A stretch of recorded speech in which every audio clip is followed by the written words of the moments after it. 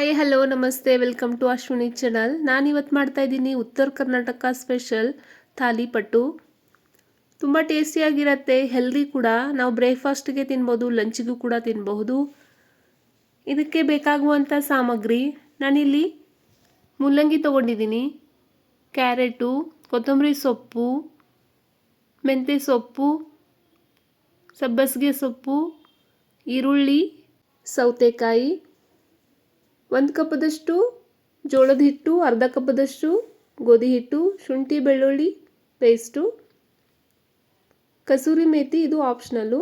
ಹಸಿಮೆಣಸಿನ್ಕಾಯಿ ಬೇಕಾದರೆ ಹಾಕೊಳ್ಳಿ, ಟೇಸ್ಟು ಚೆನ್ನಾಗಿರುತ್ತೆ. ನಾನಿಲ್ಲಿ ಕೆಂಪು ಖಾರ ಪುಡಿ ಹಾಕ್ತಾಯಿದ್ದೀನಿ, ಧನಿಯಾ ಪುಡಿ, ಜೀರಿಗೆ ಪುಡಿ, ಉಪ್ಪು, ಜೀರಿಗೆ ಮತ್ತು ಓಂಕಾಳು.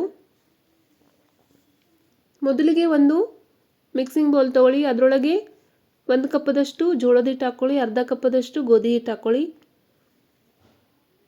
ಕಟ್ ಮಾಡಿರುವಂತಹ ಸಬ್ಬಸಿಗೆ ಸೊಪ್ಪು, ಮೆಂತ್ಯ ಸೊಪ್ಪು, ಕೊತ್ತಂಬರಿ ಸೊಪ್ಪು, ನೀವು ಪಾಲಕ್ ಕೂಡ ಹಾಕೋಬಹುದು. ಕಟ್ ಮಾಡಿರುವಂಥ ಈರುಳ್ಳಿ, ಸಣ್ಣಗೆ ಹೆಚ್ಚಿರುವಂತಹ ಸೌತೆಕಾಯಿ, ಮೂಲಂಗಿ ಮತ್ತು ಕ್ಯಾರೆಟು,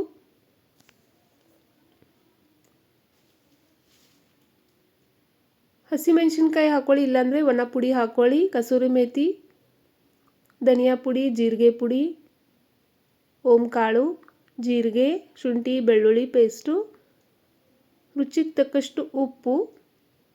ನಾನು ಇದರೊಳಗೆ ಅಕ್ಕಿ ಹಿಟ್ಟು ಕೂಡ ಹಾಕ್ಕೊಂಡಿದ್ದೀನಿ. ನೀರು ಹಾಕಿಬಿಟ್ಟು ಚೆನ್ನಾಗಿ ಕಲಿಸ್ಕೋಬೇಕಾಗತ್ತೆ. ಥಾಲಿಪಟ್ಟು ಯೂಶಲಿ ನಾವು ತಟ್ಬಿಟ್ಟು ಮಾಡ್ತೀವಲ್ವ, ಬಟ್ ನಾನು ಇವಾಗ ಇದು ದೋಸೆ ಥರ ಬಿಡ್ತಾಯಿದ್ದೀನಿ. 2 ಟೇಬಲ್ ಸ್ಪೂನಷ್ಟು ಅಕ್ಕಿ ಹಿಟ್ಟು ಹಾಕ್ಕೊಳ್ಳಿ, ಚೆನ್ನಾಗಿ ಮಿಕ್ಸ್ ಮಾಡ್ಕೊಳ್ಳಿ.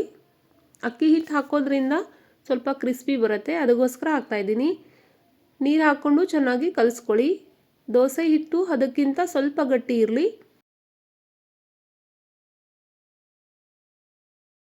ಒಂದು ಪ್ಯಾನ್ ತೊಗೊಳ್ಳೋರಿಗೆ ತುಪ್ಪ ಅಥವಾ ಎಣ್ಣೆ ಹಾಕ್ಕೊಂಡು ಲೋ ಫ್ಲೇಮಲ್ಲಿ ನಾವು ಈ ಥಾಲಿಪಟ್ಟನ್ನ ಬೇಯಿಸಬೇಕಾಗತ್ತೆ.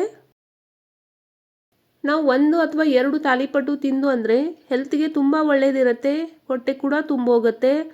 ನಾವು ರಾತ್ರಿ ಊಟ ಬೇಡ, ಲೈಟಾಗಿರಲಿ ಅಂದರೆ ಆವಾಗ ನಾವು ಈ ರೀತಿ ಥಾಲಿಪಟ್ಟು ಮಾಡ್ಕೊಂಡು ತಿನ್ಬೋದು.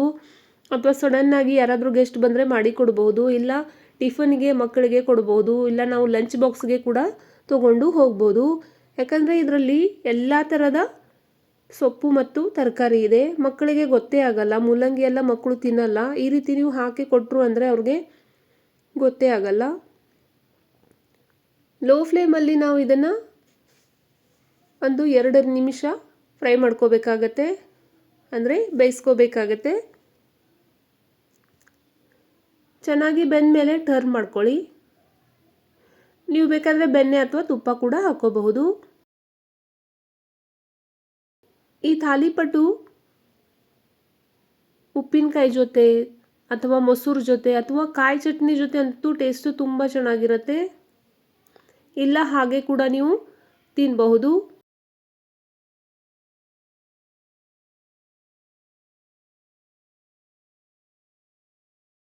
ನಾನು ಯೂಟ್ಯೂಬ್ ಚಾನಲಲ್ಲಿ ರಾಗಿ ದೋಸೆ ಮಿಕ್ಸ್ ಹಿಟ್ಟಿನ ದೋಸೆ ಕೂಡ ಅಪ್ಲೋಡ್ ಇದೆ, ಅದು ಕೂಡ ನೀವು ವೀಕ್ಷಿಸಬಹುದು. ಇಲ್ಲಿ ನೋಡಿ, ಥಾಲಿಪಟ್ಟು ರೆಡಿಯಾಗಿದೆ. ಬಿಸಿ ಇರುವಾಗಲೇ ಸರ್ವ್ ಮಾಡಿ, ಟೇಸ್ಟು ಚೆನ್ನಾಗಿರುತ್ತೆ. ನೀವು ಬಾಕ್ಸಿಗೆ ಹಾಕಿ ಇಟ್ಟರೂ ಮೆತ್ತಿಗೆ ತುಂಬ ಚೆನ್ನಾಗಿರುತ್ತೆ. ನನ್ನ ಯೂಟ್ಯೂಬ್ ಚಾನಲಲ್ಲಿ ರವಾ ದೋಸೆ ಕೂಡ ಅಪ್ಲೋಡ್ ಇದೆ, ಅದು ಕೂಡ ನೀವು ನೋಡಬಹುದು. ನನ್ನ ಯೂಟ್ಯೂಬ್ ಚಾನಲ್ನ ಸಬ್ಸ್ಕ್ರೈಬ್ ಮಾಡಿಲ್ಲ ಅಂದರೆ ಸಬ್ಸ್ಕ್ರೈಬ್ ಮಾಡ್ಕೊಳ್ಳಿ, ಬೆಲ್ ಬಟನ್ನ ಪ್ರೆಸ್ ಮಾಡ್ಕೊಳ್ಳಿ. ಇದೇ ರೀತಿ ಹೊಸ ಹೊಸ ವಿಡಿಯೋ ಎಲ್ಲ ನೀವು ವೀಕ್ಷಿಸಬಹುದು. ಅದೇ ರೀತಿ ನಾನು ಇನ್ನೊಂದು ಥಾಲಿಪಟ್ಟು ಮಾಡ್ತಾಯಿದ್ದೀನಿ.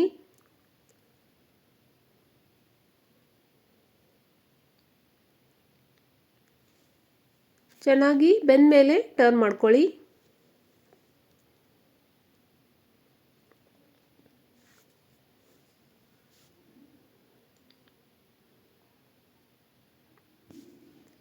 ನೀವು ಮನೆಯಲ್ಲಿ ಟ್ರೈ ಮಾಡಿ ನೋಡಿ ಹೇಗಾಗಿದೆ ಅಂತ ಹೇಳಿ. ನಾವು ಉತ್ತರ ಕರ್ನಾಟಕದಲ್ಲಿ ಇದಕ್ಕೆ ಥಾಲಿಪಟ್ಟಿ ಅಂತೀವಿ. ಬಿಸಿ ಇರುವಾಗಲೇ ಸ್ವಲ್ಪ ತುಪ್ಪ ಹಾಕಿಬಿಟ್ಟು ಥಾಲಿಪಟ್ಟಿ ಸವಿಯಬಹುದು. ರುಚಿ ರುಚಿ ಅಡುಗೆ ಮಾಡ್ತಾಯಿರಿ, ತಿಂತಾಯಿರಿ, ತಿನ್ನಿಸ್ತಾಯಿರಿ, ಹೆಲ್ದಿಯಾಗಿರಿ. ನನ್ನ ವಿಡಿಯೋ ಪೂರ್ತಿ ನೋಡಿದ್ದಕ್ಕಾಗಿ ಧನ್ಯವಾದಗಳು.